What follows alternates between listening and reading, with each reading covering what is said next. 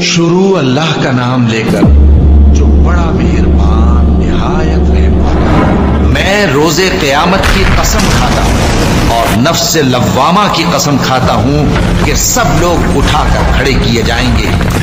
क्या इंसान ये ख्याल करता है कि हम उसकी बिखरी हुई हड्डियां इकट्ठी नहीं करेंगे?